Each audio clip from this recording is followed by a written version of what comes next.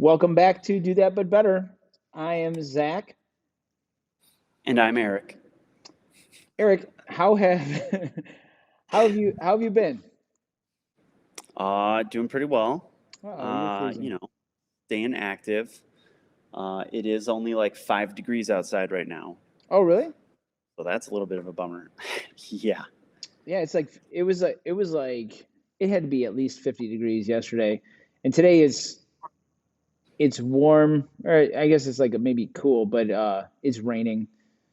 We've had a Mm. little bit of a heat wave recently. Yeah, we had that over the weekend. Sunday it was like Mm. 60 degrees and beautiful. I was working out outside, pulling the sled, no shirt. And then yesterday morning I walked somewhere and I was there and then I like no hat. I was just wearing this. Yeah. And when I came out, the temperature dropped like 15 degrees and it was real cold. Yeah, I think And I think it's I think it's supposed to get cold again, but it's part of the season. yep, And it's almost spring, which also brings us to CrossFit Open season, which yep. is pretty awesome. We are only a couple days away. So what is if today's Tuesday? So we got 2 days until the CrossFit Open announcement, and this year it's a little bit early. So I think it's like 12 o'clock or maybe 2 o'clock, at least Central Time. Did you know that? I did not. Yeah, they're actually. I don't know if you remember last year, they accidentally announced it early. Yeah, yeah. But actually, it was funny. I was listening to um, a interview with Dave Castro, and they were talking about the Open and all that kind of stuff. And they're like, "All right, so like, whose idea was it to announce at like noon?" And he's like, "It was not. That was not supposed to happen," which is pretty funny. But yeah, but this year they're going to be announcing it a little bit early, and so now you have extra time to freak out about it. But If that's the way you want to go. yeah. Well, but so this is a super fun time, especially in the CrossFit world, because the CrossFit Open is coming up, and it is it's a worldwide competition, and um, now it is also something that gives people a lot of anxiety. But so today we wanted to talk a little bit about what the CrossFit Open is, who should be doing it, and how to go about it, going into it as a competition. Eric, when do you know what year you started doing the Open? Do you know? I know I've looked it up. I'm gonna guess it's probably 2012. I have to Yeah, double check. I think that's the first year I signed up for it yeah, because I'd been following the CrossFit main site workouts hmm, for a long time. And they would do the open workouts. And I remember the first time that they came up, and I was like, what is all this? And they posted the videos, and it was Kristen Clever and Becca Voigt hmm. doing 7 minutes of burpees. Okay, yeah, And of course, I see their score, and they got like, I don't know, maybe like 125 or 130 or something. And I'm like, okay, I can beat some girls.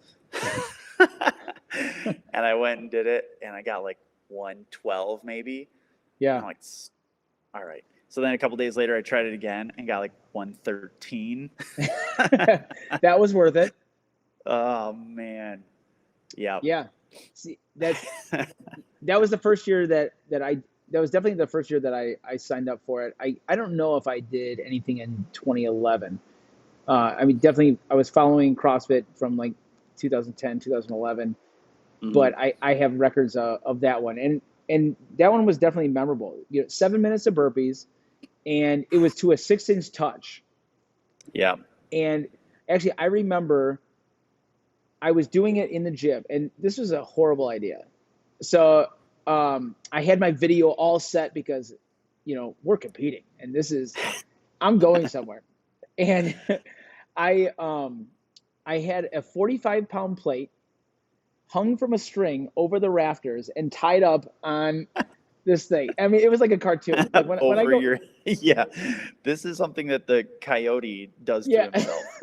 and that is what I did. And so I have the kids all there, and Natalie's counting my reps and everything, and I'm doing them, and I see Francie, who is like 6 years old at the time or something, and she like goes over and she's like looking at the rope, and like I can see her ready to untie it. I'm like, stop it! I'm yelling. I'm like, don't touch it! Don't touch it! Natalie, get her away! You know, I'm just screaming. And so my video, I can't imagine whoever judged this video is like, what is this jerk doing? First of all, why did he put a weight plate over his head that can smash him? It drops at the 7-minute mark. Dude, it was so ridiculous. But I also remember that year there was a snatch workout, and I think it was actually 12.2, and it was like 75 pound snatches, 135, 165. It was a 10-minute AMRAP, and I Mm-hmm. got my first 165 snatches. And I'm, yeah, yeah. And once again, actually, I think that in all those videos that year, there was a lot of yelling by me. It was like, change the radio, change the radio. Or Because kids walking in front of the yeah, camera. oh yeah, the kids walking in front of the camera. There was a million things because I thought that it was such a big deal.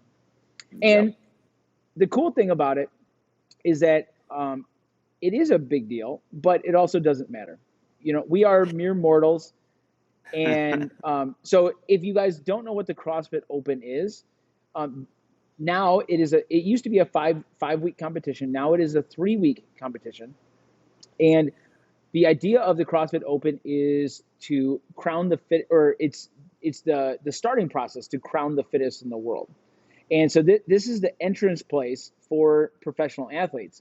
But the cool thing about this is that all CrossFitters get to compete right alongside mere mortals. This would be like playing playing basketball with the NBA players, but at your level. And so you get to see number one, you get to do the thing that you love that you're already doing in a different setting, and you get to test yourself. So there's the Open, 3 weeks. The top 10% will go onto the online qualifier. The online qualifier is a few workouts. You might do them over a weekend, and the top in the quarterfinals will go to the semifinals, and the top in the semifinals will go to the games. And eventually, it's whittled down to 40 men, 40 women, and then there's also masters athletes and things like that. So starting at, is it 32? 35? 35, I think. 35. Starting at 35 years old, so 35 to 39, and then 40 to 44, and then 45, something like that. And then there's also there's teenage age groups, and there's also adaptive athletes. So things like below the knee amputation, or different spinal injuries, which might leave you paralyzed from the waist down, from here down, etc. But it is literally a competition that anyone can do, which is really the cool thing about it, especially since anybody can do it, yet it's going to crown the fittest in the world at some point. Yep. Yeah, and the fact that it starts out, especially now, since they changed it last year to just the 3 workouts, and then you have the quarterfinals. Yeah. Because we've talked before about when in the Open they started a workout with muscle ups, and that just like shut a ton of people out from the Everyone's RX out. division. You're done. Yep. And Well, so now they've no, actually, because so as of right now, there's 3 divisions, and you can compete in any of them at any time. So so it's foundations, scaled, and RX. And so to be going to the CrossFit Games, you need to be doing all the workouts RX. But if workout number 1 comes up and you can do it RX, so whether it's the weights or the range of motions or the skill, if you have those skills, then you get to do it that way. And if in workout 2 maybe there's double unders and you can't do a double under yet.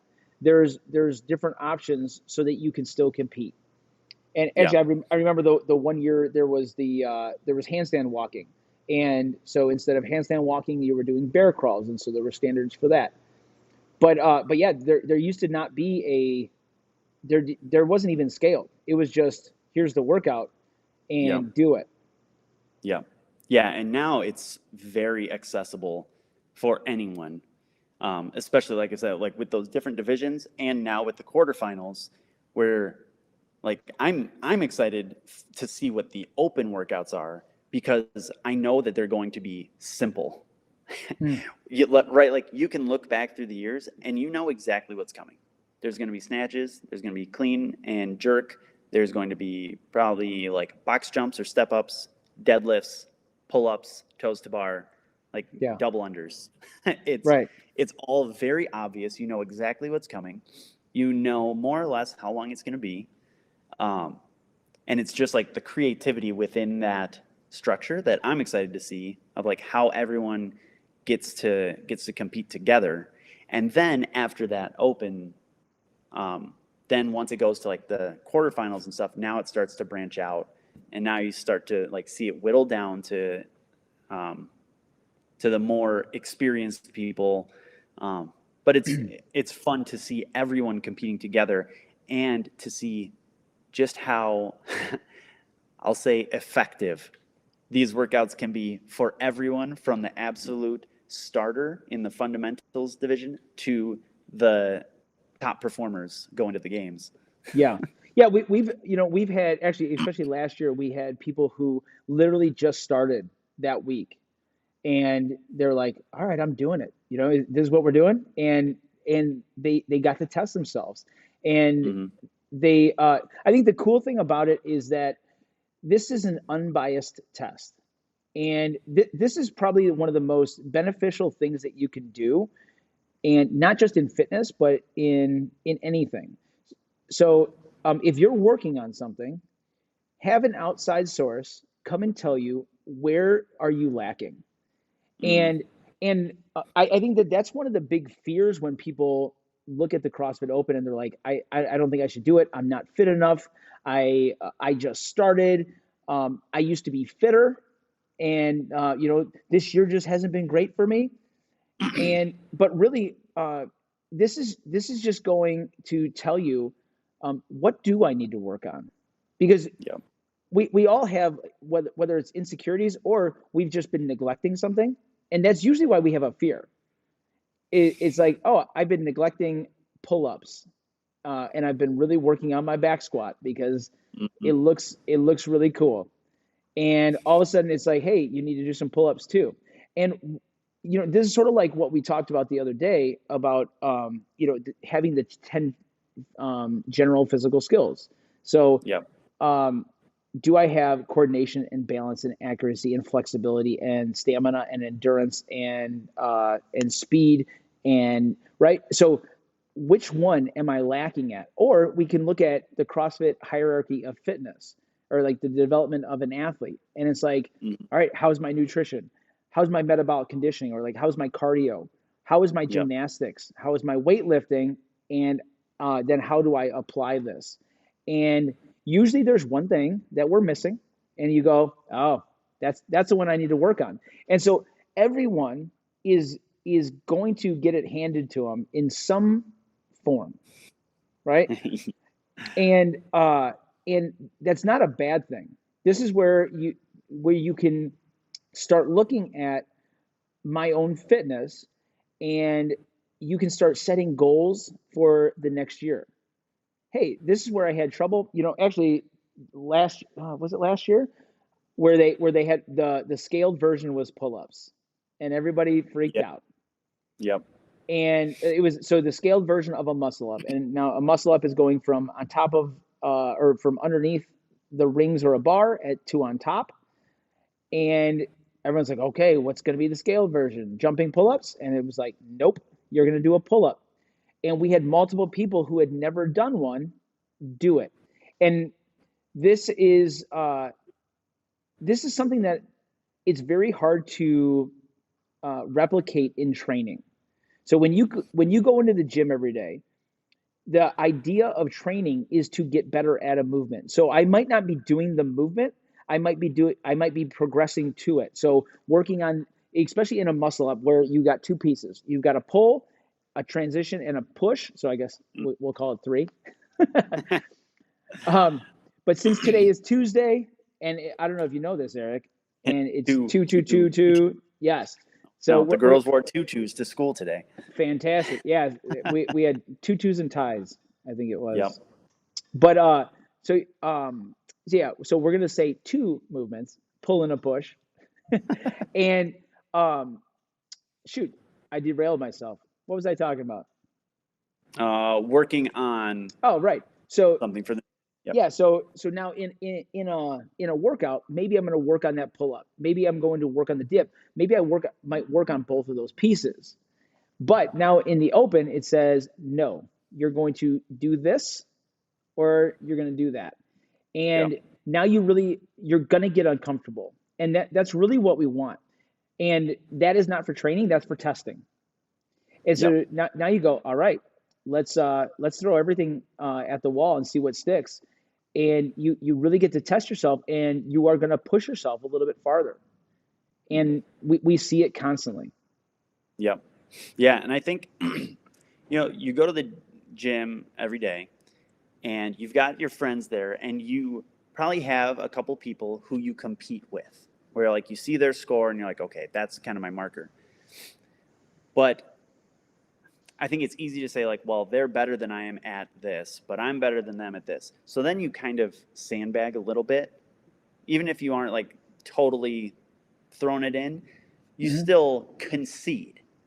But I feel like, at least for me, in my mind, there's a big enough sample size in the open that it's like there are probably 100 perfect replicas of me Mm-hmm. all doing this workout, Yeah. and I want to beat them. And so, every time I put the bar down, I'm thinking someone's trying to pass me right now. Like, you have to go. Yeah. And I think that mentality, it pushes you a little bit farther. I mean, it's the difference between, I don't know, just shooting around with some friends and like being in a game. Yeah. Like you go harder. Yep. And it's not even necessarily mentally like I'm thinking, oh, I have to go harder, but it's just that level of competition is elevated a little bit, and so your performance is elevated a little bit. Right. And actually, I think that that's one really important thing. So a lot of people will say, well, we're going to be so here at CrossFit Chicago Heights, we're going to do the workout all day. All right. That's going to be our workout on Friday.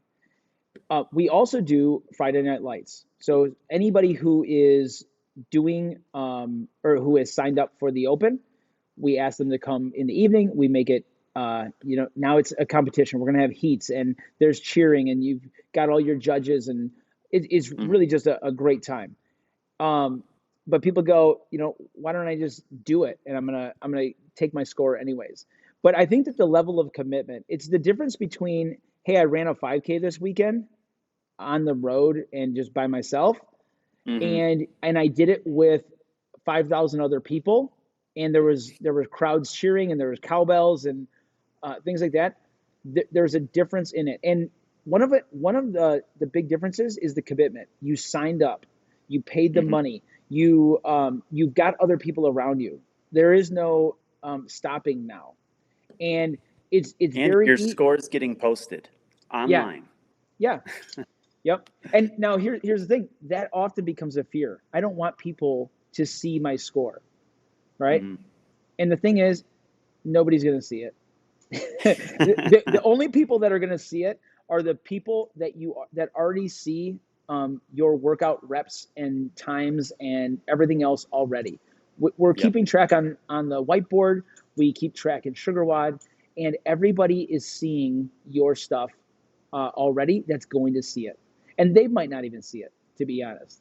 Yep. And so even on the competition floor, like when we do Friday Night Lights, people might see you working out, but for the most part, they're probably not counting your reps all they see is that the time is ticking down, and they're like, yeah, and you Right. get done, and it doesn't matter if you did 1 rep or 100. It's like, oh, I know how hard you worked. Great job. High five. Yep. And that is one of the benefits of actually signing up, putting your numbers on the leaderboard with the world. And I mean, you've got hundreds of thousands of people who enjoy the thing that you like, who are interested in being fitter, and now you've got an unbiased test of how fit am I right now, and then we can test, did I make any improvements in this coming year, and even like we talked about, setting goals for the next year. Yep. Yeah, and I think I can guarantee anyone who watches this, you will not get last place. Yeah. Well, yeah, you know what? And let's dive into that a little bit. So, I had an athlete who they were, I think they were sitting around like the 50th percentile or something like that. And actually, they might have went from like the 40th to like now the 50th or 60th, and they were sort of disappointed because when they brought up the quarterfinals, Mm-hmm. they're like, man, I would really like to get into that. And um, it's, I think that sometimes looking at that leaderboard and you're like, should I be at this 99th percentile? And I think people don't realize when you are in a CrossFit gym, how unreasonably awesome the things that you're doing are, Yep. and how different your fitness is than most people in the world. So even people going to the gym, and it's because of the way that we train. So really working on work capacity. So not necessarily just muscles. Hey, I want to grow this muscle. It's, can I do more work? And actually, we just did Bring a Friend Week, and it was really interesting to see. So people came in, and so they're bringing their friends in, and people who are a reasonably fit person, right? If you walk down the street, very capable, etc. And you had people who are like, who have been doing CrossFit but are insecure about certain things that, hey, I'm not too good at this yet, and this person is better than me at this, and whatever it is, and they're often able to run circle, especially doing a CrossFit workout where it's like, hey, I want you to move hard and fast for 10 minutes, which you Yep. go, 10 minutes, I can do anything for 10 minutes, but it's like not in the same way. Yep. And so you start going, oh man, I'm a lot fitter than I thought. I need to work on these skills. Right. So, I mean, bringing back, like, looking at the leaderboard, Mm-hmm. whatever percentile you're in, recognize that the sample of people who are, oh, am I frozen? Can you hear me? Yeah, you're The going in and out. people, okay. But so actually, your voice is fine, but your picture goes in and out. Oh, okay. The people who are signed up and doing the open, who you are seeing yourself ranked with, you're already in the top whatever percent of Yeah. humanity. Yep. Right? And so then you're within like whatever percentage of that top percentage. Yeah. Just by walking into that CrossFit gym, like, you are already way ahead of the majority of humans. Right. Yeah. It is very strange to see when you start putting that side by side. Work capacity is just different than being good at a certain skill. Yep.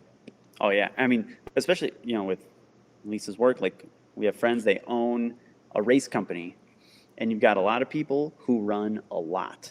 Mm-hmm.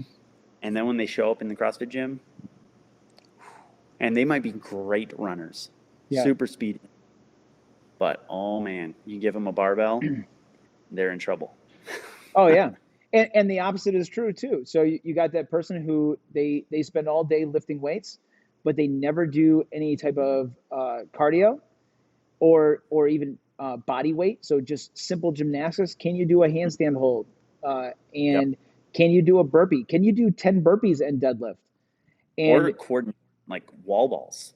oh yeah, Can you hit a target? Can you catch the ball without hitting yourself in the face? yep.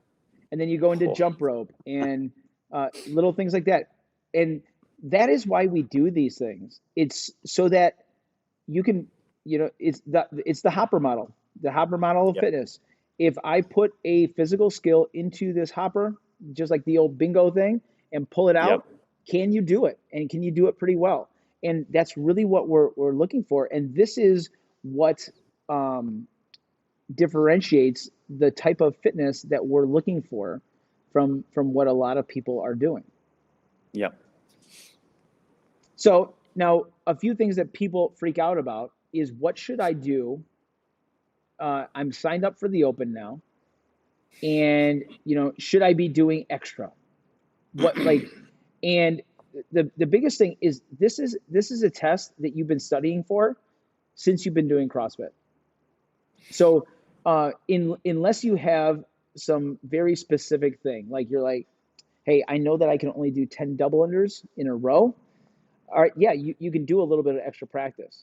But Hmm. really anything else, uh, this is a test of who you are and what you usually do.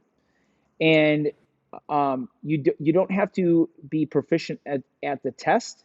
You need to be fit, right? Yep. So keep doing what you're doing. Uh, you know, it at the end of the day, this is just another workout. And Yep. yes, That's what I was gonna say. Is like the test. It's a test that is not any different than what you do every day. I know yeah, everyone builds it up, and everyone's like, "Oh no, that's gonna be so hard." They are well designed workouts hmm intended to like hit you certain ways, but they are not just like the special rest of your compared. workouts. Yeah, exactly. Like it's totally in your head that, Yeah, oh, well, I mean, in the past, Dave Castro, what a jerk. He makes the worst right. workout. But they're the same. You do the same thing every day. The only reason it hurts more is because you're pushing harder. Yeah, it's not what you do, it's how you do it. And Yep. so if I did, actually we did the deadlift box jump workout. Do you remember? Like it was ascending. It's 135, 185, 225, 275, The shin etc. killer. Yep. And actually, we put on a safety precaution, and we said that if anybody hits their shins, then they have to do 30 burpees. And we had nobody wreck their shins this year. So I'm sure that, that worked well. but yeah. So yeah, that workout. All right. So it's a 10-minute AMRAP, and so as many reps as possible in 10 minutes. And if I did 30 reps in 10 minutes, it's not very hard. If I did 100, it might be a lot harder. All right. Hmm. And so, uh, yeah, the way that you push yourself, the intensity that you go at it. And actually, like we've talked about this quite a bit, and we talk about this a lot at the gym. In training, we want high intensity. And so we're looking at am I 70% and above of what my capacity is? And so I want you to breathe really hard. I want you to get done and be like, I had a good time, right? Hmm. Or that.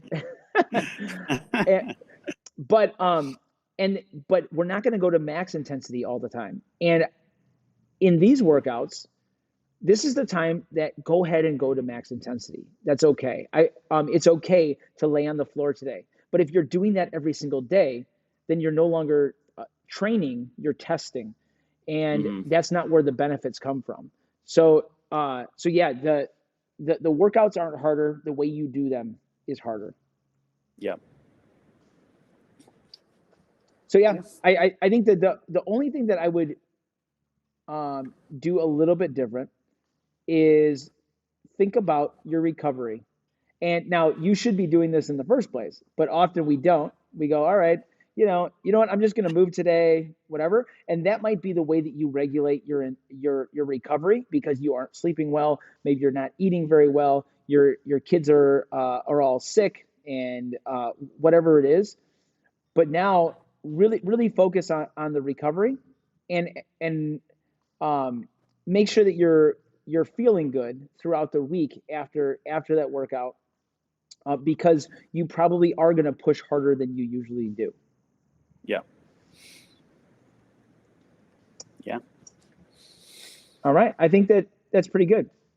So if you haven't signed up for the Open, make sure that you guys do it. It's super fun. Um, and remember, it gives you that commitment. All right. And there's also other added benefits. Like you can do things like you can set yourself up with leaderboards for your profession. Maybe you're a teacher. Maybe you're I don't know, a garbage man. Maybe whatever you are, you can set up to see how you stack up with with just different um, congregations of people in the CrossFit world. Yeah. I don't know, but Yeah. Different jobs, different age groups. I don't know about you, Eric, but I mean, I was like top three fireman in Illinois.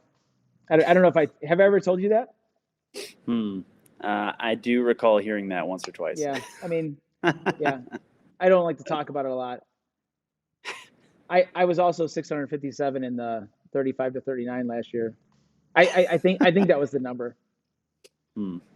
I don't So know what the number was, but I am 99% positive that I was ahead of you in the quarterfinals. So, I was in a different age group. So